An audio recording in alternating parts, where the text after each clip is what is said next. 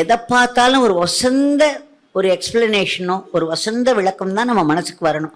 அப்படி வரலைன்னா சரி, மனசு எங்கேயோ கீழே போயிருக்கு, நம்ம இன்னும் கொஞ்சம் நிறையா ஜபம் பண்ணுவோம், இன்னும் கொஞ்சம் நாம சொல்லுவோம், இன்னும் கொஞ்சம் மகாத்மாக்களை பற்றி படிப்போம், பகவானோட டீச்சிங்ஸை படிப்போம், பகவானை பற்றின சில லீலைகளை படிப்போம் அப்படின்னு மனசை நம்ம டைவர்ட் பண்ணணும். அது ரொம்ப ரொம்ப முக்கியம்.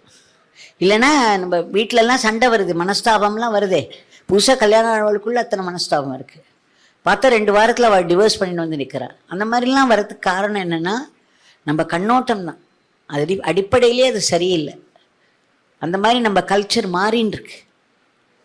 அதனால் வீட்டில் இருந்தாக்க அந்த நேரத்தில் நீ இங்கே இந்த நினைக்கிற அந்த பகவான் அந்த நேரத்தில் வீட்டில் இருக்கணும்னு நினைக்கிற அந்த வீட்டில் இருக்கிறவாளுக்கு நீ எனக்கு சேவை பண்ணுற மாதிரி நீ அவளுக்கெல்லாம் பண்ணுன்னு சொல்கிற.